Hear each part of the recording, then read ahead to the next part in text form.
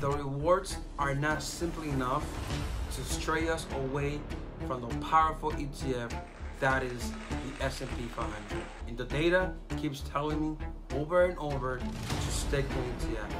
I don't care what people tell me. Ready to embark on a journey of financial gain? Let's take a trip back in time where there were no internet. No, not that far back. Let's go back around to 2010, where we had the opportunity to invest in 3 stocks with $10,000 each. Fast forward 13 years, we see the fruits of our hypothetical investment. P&G gave us a return of $35,000, KO with $28,400, and J&J with $37,600. But hold on, the S&P 500 has soared to almost a whopping $42,000.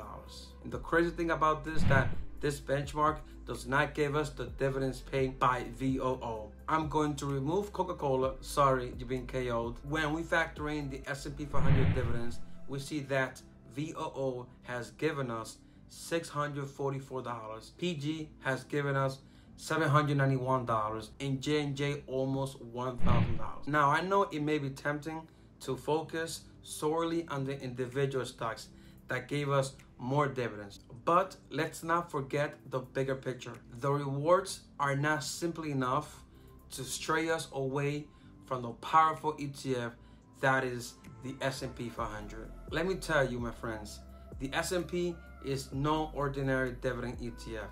Yes, it pays a dividend, but the returns are not solely based on these payments. So if you're looking for a reliable long-term investment that can weather any storm, the S&P 500 is the way to go. But just to be fair, let's compare our 3 stocks to some of the most popular dividend ETF out there, like SCHD, my favorite one. SCHD total return of $39,000 and over $1,300 in dividend just in 2022. All I have to say, the numbers don't lie.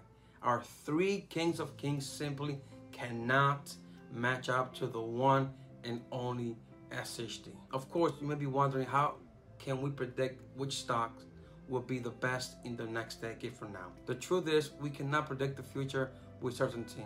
However, we can inform our decisions based on data and trends. And the data keeps telling me over and over to stick to an ETF. I don't care what people tell me. That's why I'm sticking with the tried and true SCHD ETF, which invests in high quality dividend paying stocks. I buy this ETF every single day, no matter the price. I cannot predict which stocks are going to outperform the market. I'm not choosing to beat the market. If I could do that, I'll be doing it. I don't have time for that. I don't have time to track all these stocks. SCHD has 104 stocks in it. I average down every day. I buy this every day. Or you can go with a S&P 500 or any other ETF. This is my opinion. Thank you, and I'll see you in the next one.